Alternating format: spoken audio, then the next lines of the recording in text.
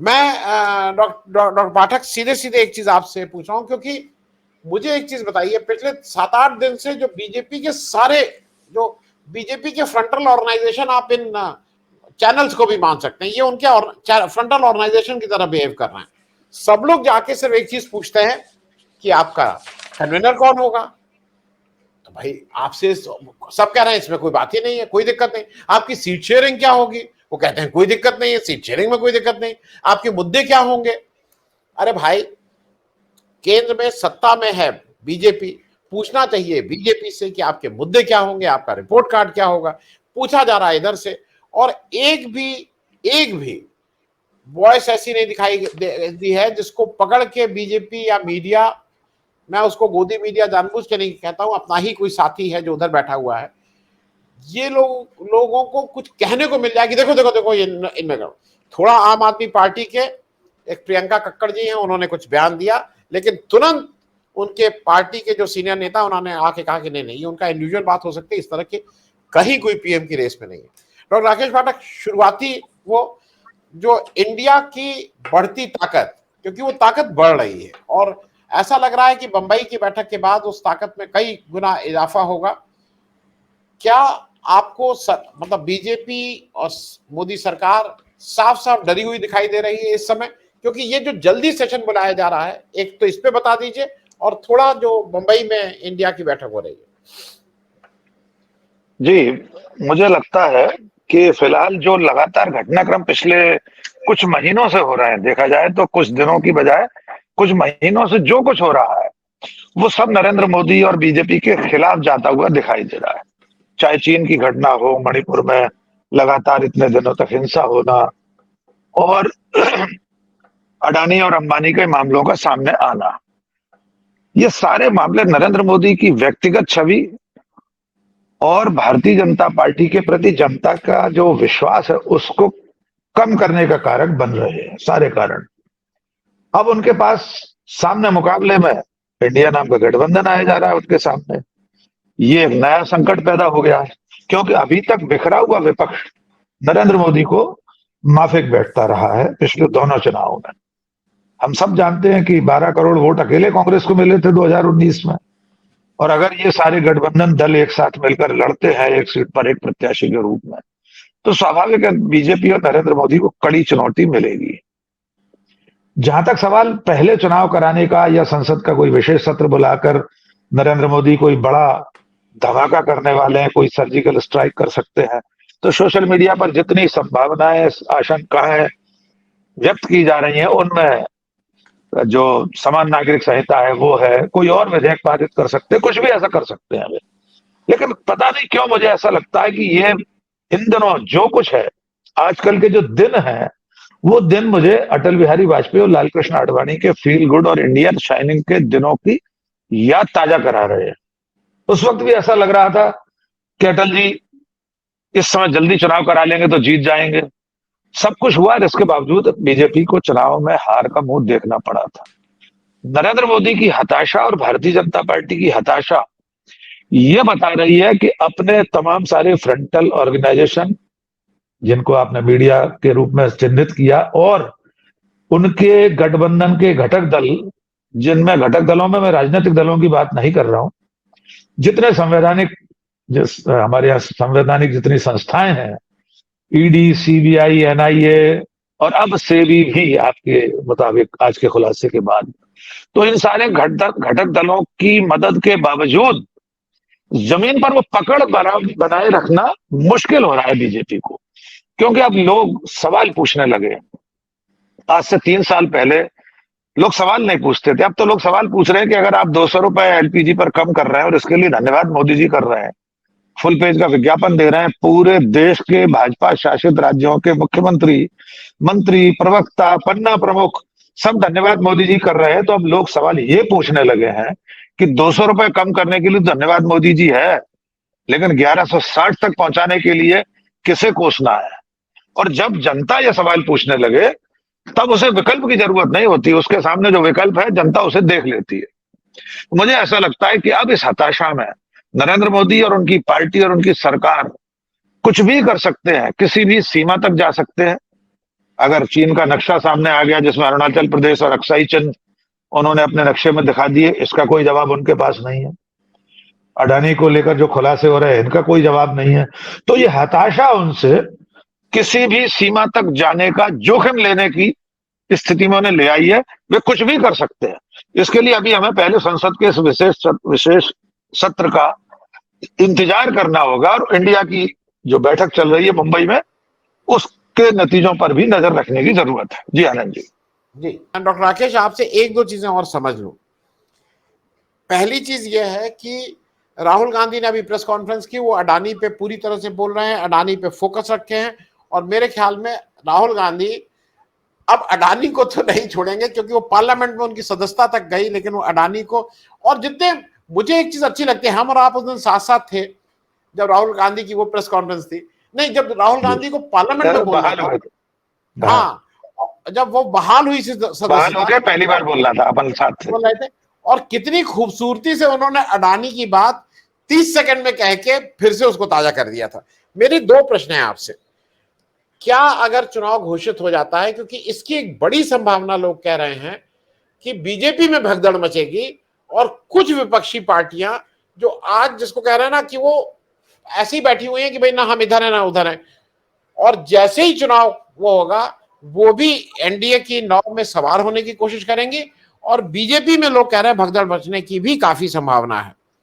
दूसरा एक कारण, मेरे एक एनके चतुर्वेदी साहब हैं इसमें, मेरे एक दर्शक, वो कह रहे हैं कि एक बड़ा कारण, बहुत से कारण हो रहे हैं उसमें, लेकिन बड़ा कारण डर राहुल गांधी की भारत जोड़ो यात्रा 2 भी है, कि इनको लगता है कि अगर वो फिर से भारत जोड़ो यात्रा 2 शुरू हो गई तो फिर इनके लिए और मुश्किल पैदा होगी। तो उनको ये सब सोच समझ के ये माना जा रहा है कि जल्दी से इलेक्शन अनाउंस कर दो, जैसा अभिषेक जी ने कहा कि तैयारी पूरी नहीं है, इत्यादि इत्यादि। डॉक्टर राकेश, आपको क्या लग रहा है इसमें? मुझे जो लग रहा है वो शब्द आपके दर्शक इनके चतुर्वेदी साहब ने बोल दिया है, डर। मैं उस डर को ही अपने नरेंद्र मोदी के आसपास देख रहा हूं, और जलील आली का एक शेर है, क्या क्या दिलों का खौफ छुपाना पड़ा हमें, क्या क्या दिलों का खौफ छुपाना पड़ा हमें, खुद डर गए तो सबको डराना पड़ा हमें। सच्चाई यह है कि नरेंद्र मोदी खुद डरे हुए हैं, इसलिए वे बाकी सब लोगों को डराने में लगे हैं। जैसे डराने की प्रक्रिया में ही उन्होंने एक विशेष सत्र बुला लिया है संसद का। अब सब लोग सोच रहे हैं कि पता नहीं संसद सत्र में क्या लेकर आने वाले हैं, क्या ऐसा आसमानी सुल्तानी फैसला करने वाले हैं, लेकिन असल में वे खुद भीतर से डरे हुए हैं। जहां तक आपका प्रश्न है, अगर पहले चुनाव कराते हैं तो क्या होगा, भारतीय जनता पार्टी में भगदड़ हो सकती है या बगावत हो सकती है, तो मैं पहले भी कहता रहा हूं कि अगर सचमुच 4 लोग भी भारतीय जनता पार्टी में जिंदा जमीर वाले होते तो अब तक नरेंद्र मोदी के खिलाफ बगावत हो चुकी होती। मुझे आश्चर्य होता है कि राजनाथ सिंह जैसे लोग, नितिन गडकरी जैसे लोग, पढ़े लिखे लोग, वे माननीय प्रधानमंत्री की रीति नीति को कैसे बर्दाश्त करते हैं। कैसे उन्हें रात को नींद आती होगी यह जानने के बाद कि प्रधानमंत्री अमेरिका के कैनेडी सेंटर में झूठ बोलकर आए हैं कि हर साल एक IIT का एम्स बनता है। कैसे पढ़े लिखे बीजेपी के नेताओं को नींद आती होगी कि वे दरभंगा में एम्स बनने का दावा कर दें और दूसरे दिन वहां पे उजाड़ खेत मिले। ऐसी कौन सी बात होती होगी नरेंद्र मोदी की, ऐसी जो मिथ्यावाचन वाली, कि जिन्हें वे किस तर्क से अपने आप को समझाते होंगे, अपने जमीर को कैसे समझाते होंगे कि वे किस नेता के मातहत काम कर रहे हैं और क्यों कर रहे हैं, कब तक अपने जमीर को मार के ऐसे बैठे रहेंगे। तो मुझे ऐसा लगता है कि ऐसा तो है नहीं कि भारत की राजनीति में बगावत नहीं हुई है। बगावत तो इंदिरा गांधी जैसी एक छत्र राजनेता के सामने हुई थी। एक पूरा का पूरा ग्रुप था, एस निजलिंगप्पा से लेकर और देवराज अरस, कितने सारे लोग थे, पूरा का पूरा खेमा उनके खिलाफ था। उन्हें तो कांग्रेस पार्टी से ही निष्कासित कर दिया गया था। इंदिरा गांधी को नई पीढ़ी तो जानती भी नहीं होगी। तो असंभव राजनीति में कुछ नहीं होता। भारतीय जनता पार्टी में जो संभव है वो पिछले 1 साल में दिखाई अब देना शुरू हो चुका है कि नरेंद्र मोदी जैसा नेता हिमाचल प्रदेश में एक बागी प्रत्याशी को खुद फोन करे और वो प्रत्याशी मैदान में से न हटे। ये कोई छोटी घटना नहीं थी। कर्नाटक में इतनी बगावत हुई, नरेंद्र मोदी कहीं से भी बगावत को नहीं रोक पाए। मध्य प्रदेश में क्या स्थिति है, आनंद सर, प्रतिदिन भगदड़ मची हुई है। बीजेपी का एमएलए ज्योतिरादित्य सिंधिया शिवराज सिंह और उनके मंत्रिमंडल को भ्रष्ट बताकर प्रेस कॉन्फ्रेंस करके पार्टी छोड़कर जा रहा है। तो दरअसल में नरेंद्र मोदी का डर खत्म हो गया है, क्योंकि वे खुद डरे हुए हैं। एक राजनीति विज्ञान की और इतिहास की एक उक्ति है कि तानाशाहों के बारे में यह कहा जाता है कि तानाशाह को यह डर होता है कि उससे लोग जिस दिन डरना बंद कर देंगे उस दिन उसका इकबाल खत्म हो जाएगा। नरेंद्र मोदी से लोगों ने डरना बंद कर दिया है। उनकी पार्टी के लोग भी जिस दिन अपने भीतर से यह खौफ निकाल देंगे कि नरेंद्र मोदी के बिना हमारा उद्धार नहीं है, उस दिन भारतीय जनता पार्टी में भी बगावत हो जाएगी। जिस दिन आज रात को सोने से पहले बीजेपी का एक भी नेता यह सोचेगा कि पिछले 31 विधानसभा चुनाव में नरेंद्र मोदी के नेतृत्व में 15 विधानसभा या 16 विधानसभा चुनाव उनकी पार्टी हारी है, जिस दिन मध्य प्रदेश, छत्तीसगढ़, राजस्थान के बीजेपी नेता ये सोचने लगेंगे कि मोदी शाह के होते हुए भी तो 18 में विधानसभा चुनाव हार गए थे ना, उस दिन बगावत होगी और उसके आसार बढ़ते जाएंगे। अब नहीं कहते बगावत सचमुच में ही हो जाएगी, लेकिन इतना तय है कि कार्यकर्ता से लेकर बड़े नेताओं तक भीतर से बहुत उद्वेलित तो होंगे। मुझे नहीं लगता इतना सबका जमीर मरा हुआ भी नहीं है। 10, 20, 50 लोग तो जिंदा होंगे बीजेपी में जो सोचते होंगे हम लोग किस नेता के नेतृत्व में काम कर रहे हैं, जो कभी सच नहीं बोलता, जिसके वादे, जिसके जुमले इस कदर बेनकाब हो चुके हैं समाज में।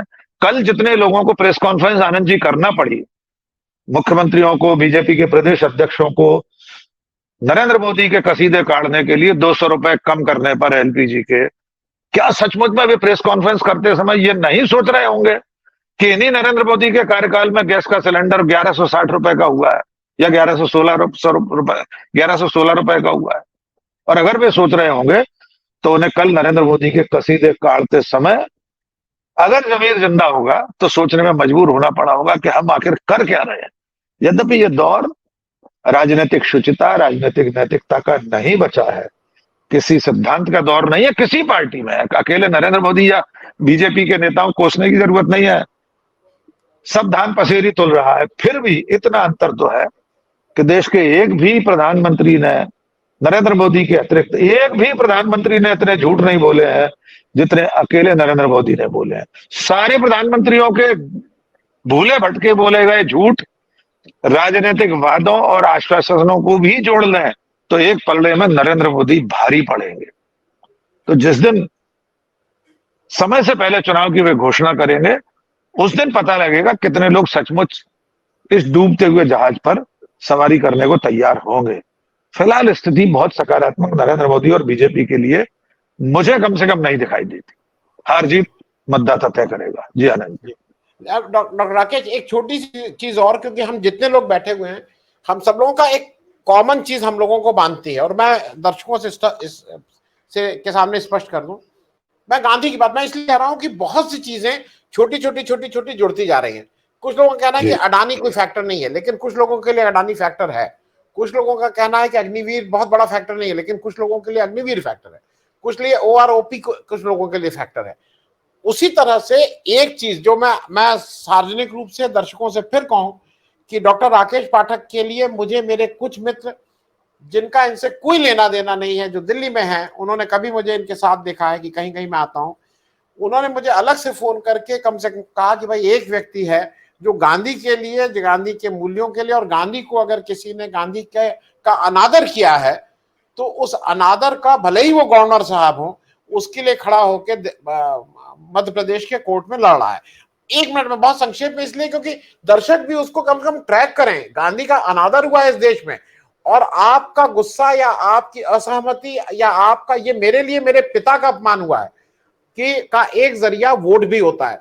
बहुत संक्षेप में अगर राकेश भाई इसलिए कह दिए क्योंकि गांधी की बात है, मैं फिर सतीश जी के पास आऊंगा इसी गांधी की। बिल्कुल, मैं आपके दर्शकों के लिए अपडेट कर दूं और आपके उन सब मित्रों और शुभचिंतकों को और आपका हृदय से आभारी हूं कि मुझ जैसे एक बहुत ही मामूली पत्रकार और बहुत साधारण गांधीवादी पथिक हूं। मैं तो गांधी मार्ग का पथिक हूं। गांधीवादी होना तो बहुत कठिन काम है, उसको लेके आपने इतना स्नेह दिया। अभी अपडेट ये है उसके इसका जो मैंने इस्तगासा लगाया हुआ है। मनोज सिन्हा जो लेफ्टिनेंट गवर्नर है जम्मू कश्मीर के, उन्होंने गांधी जी को अनपढ़ कहा था। बिना डिग्री वाला कहा था, उस पर मैंने कोर्ट में केस किया हुआ है। ग्वालियर मध्य प्रदेश में एमपी एमएलए स्पेशल कोर्ट, सांसद विधायक विशेष न्यायालय में मामला लंबित है। और अभी पिछले महीने, क्षमा कीजिए, इसी महीने की 12 तारीख को कोर्ट ने आईटीएम विश्वविद्यालय, जहां पर वो आयोजन हुआ था, जहां मनोज सिन्हा ने वो बात कही थी अपने भाषण में, उनसे उस भाषण की प्रमाणीकृत रिकॉर्डिंग मांगी है। यद्यपि मैंने अपने गवाही के समय, अपने साक्ष्य के समय वो रिकॉर्डिंग दे दी थी, सारे चैनलों पर वो भाषण चला था, सारे अखबारों में खबर छपी थी, वो सब मैंने दे दी। लेकिन न्याय की एक अपनी प्रक्रिया है। एविडेंस एक्ट की धारा 65B के अंतर्गत अदालत ने वो रिकॉर्डिंग की सीडी मांगी है। जब भी वो अदालत पहुंचेगी तो उसके बाद उससे अगली प्रक्रिया शुरू होगी। अब तक मेरे बयान हो चुके हैं, मेरी तरफ से 2 साक्षी मैंने प्रस्तुत किए थे। जी अभिषेक, ऐसा है कि जब तक आपके केस का फैसला आएगा, एविडेंस एक्ट का नाम भी बदल जाएगा, उसको बदलने वाला बिल्कुल बिल्कुल बदल जाएगा। लेकिन 5 दिन में, लेकिन फिलहाल तो कोर्ट ने जो ऑर्डर लिखा है उसमें यही लिखा, इंडियन एविडेंस एक्ट, भारतीय साक्ष्य अधिनियम की धारा 65B, उसके अंतर्गत जो आयोजक संस्था है वहां से वो भाषण की रिकॉर्डिंग मांगी गई है।